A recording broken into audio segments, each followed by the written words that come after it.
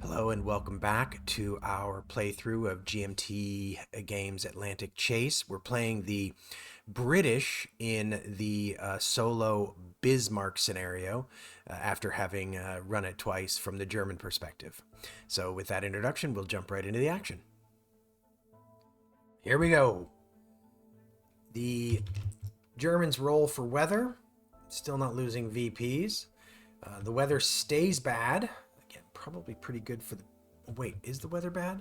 No, the weather's good. The weather's just bad up there where I am because I'm in the Arctic Circle. So the Germans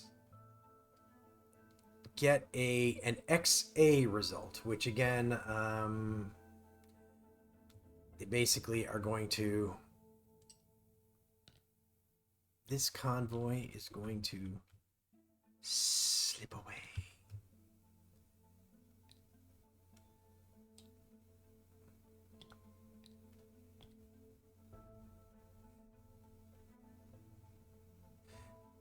They're going to go there, and then they are going to do a naval search. So this is going to be 12. They are coordinating from that air base 2 hexes away. So they're going to get a +1 for that coordination. But they do have an intel marker up here. So let's see what the British get for this intel marker. For this interrupt, I should say. Well, there you go. We're going to vie for initiative here. And the British are going to seize the initiative back as a result. The British have the initiative back. The weather stays bad. And I think I'm just going to do a naval search, even though I risk putting down an evasive maneuvers marker, depending on the results I get. I'm just going to do a naval search in this hex. Actually, you know what? I am simply going to do a signals action now that I look at this. We are going to use the fact that we have an intel marker to do a signals action.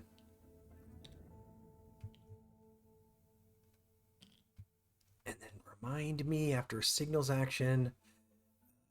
I do a seize. There's a seize initiative roll for the Germans. Oh! Frustrating. All right, weather stays bad. This is a very interesting experience, I have to say. All right, well...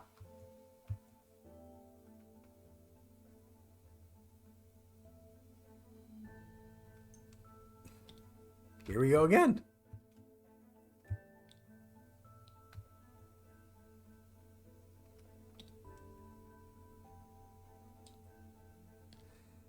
Could just have hit the undo button a couple of times because we're right back where we were last time.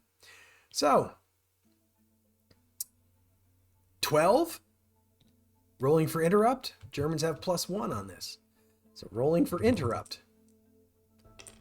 9. So that's an S. That's a slip action. Action is canceled. The inactive player may either perform a signals action or attach an evasive maneuvers marker to the task force. So, I mean, yo-yo, just yo-yoing about. So we perform a signals action. Now we vie for initiative. And the Germans maintain the initiative. So, probably just going to go right back to doing what we were doing, and we are. Okay, this is perhaps getting a little bit silly here.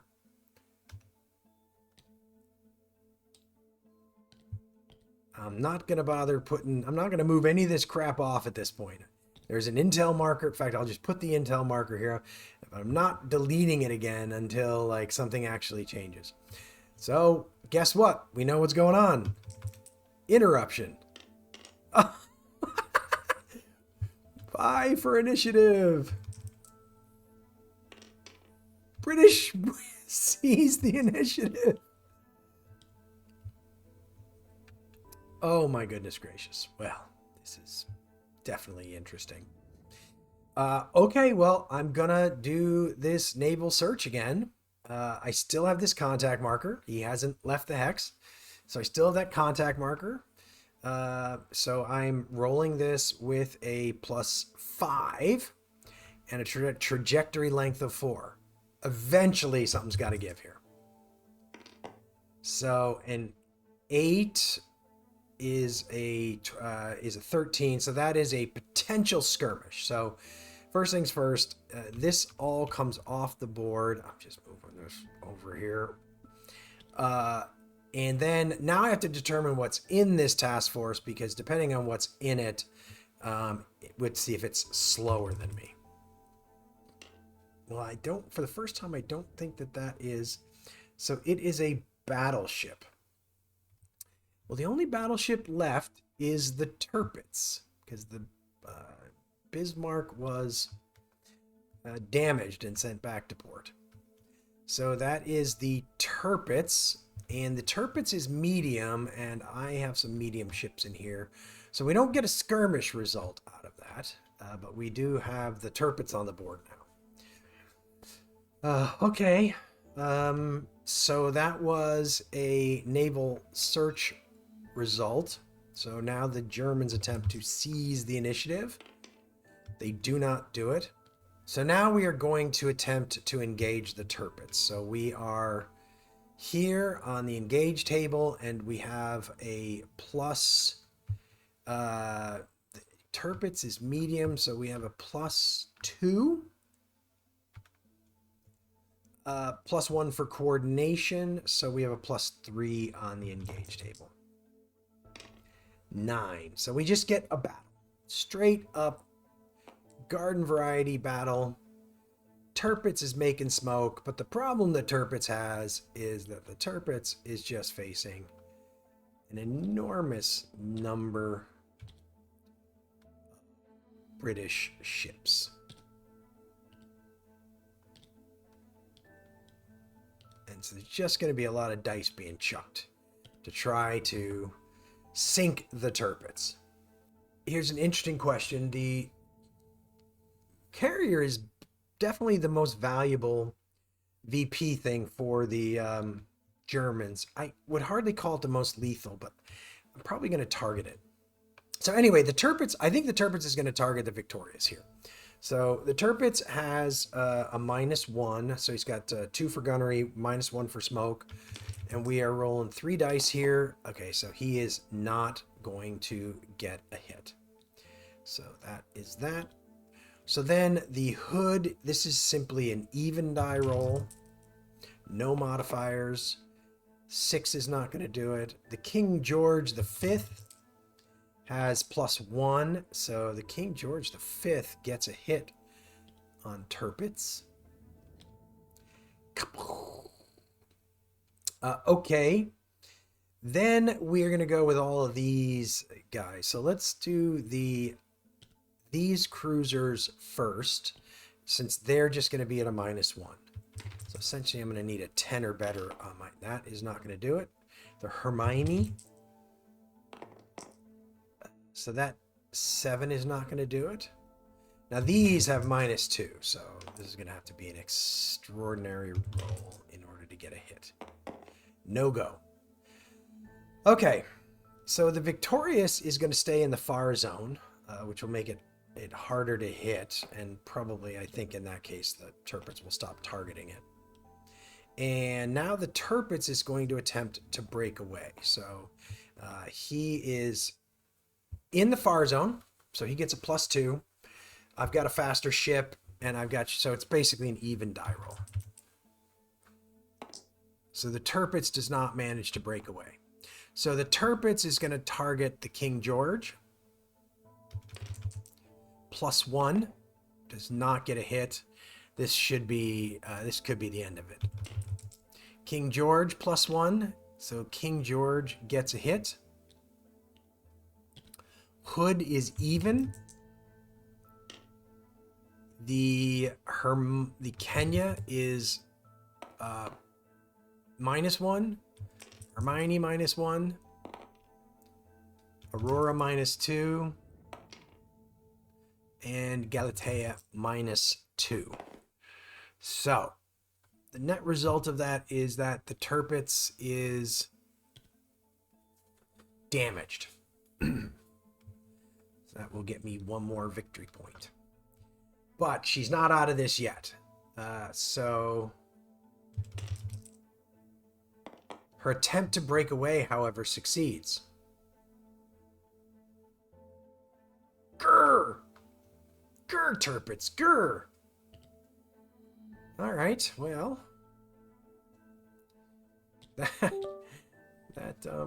wasn't kind of what I was hoping to get. I thought one more round and we would have had her, because we would have ended up having an extra +1 on all of that. But apparently the dice had other ideas. Well, now he's gonna. Now that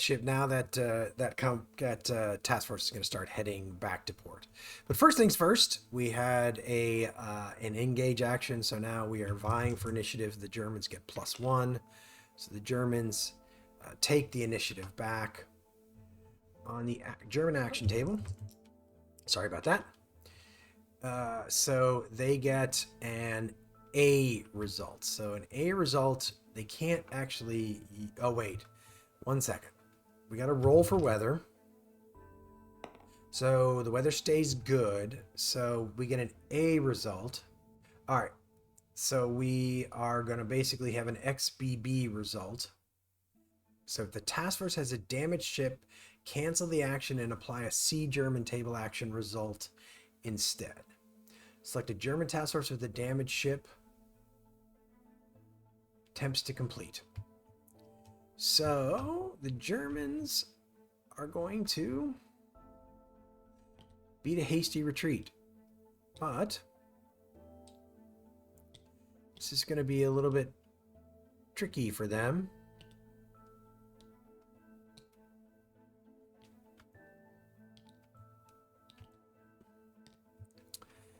Because they actually have 2 intel markers this time. So they do that, and then they're going to time lapse, and because they are slow, having been damaged, that is the maximum that they can do. So that is what they will do. And then that means that having passed, it goes back over to the British. Now the weather turns good. The weather turns bad. Sorry. And the British... Let's see. What are the British going to do? I'm super tempted to just let him get back to port. And then I could just complete this convoy while he's doing that. And then that would end the game. I think that's what I'm going to do. So I am simply going to time lapse with the convoy. There you go. 1, 2, 3, 4, 5, 6. I think that was right. Doesn't matter a ton, frankly. The initiative passes back to the Germans. The weather turns good. German action table. They're going to do an X. They're essentially, let's see, it's like not in play. Oh, there's no okay. There's no unidentified task forces in play, so they're actually going to put a new task force on the board. This is interesting. So they're going to put a task force on the board in Kiel.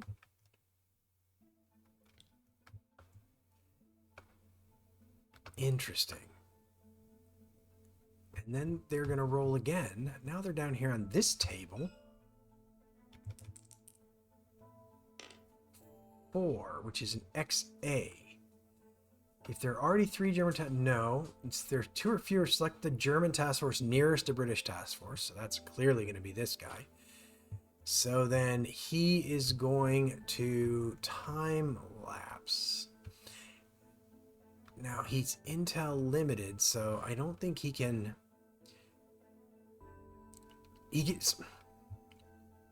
This is if anybody knows the answer to this and can post it in the comments.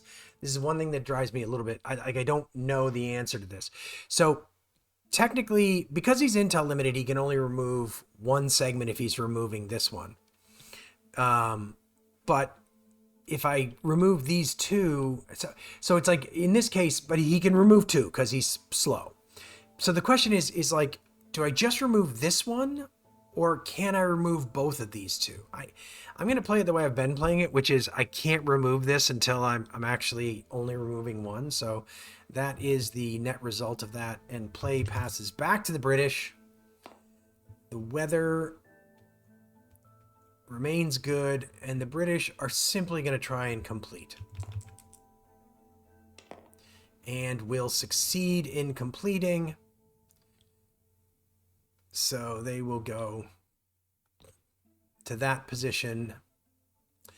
So with that ends. So the game ends when the British have successfully completed 3 task forces. So that represents the end of this scenario.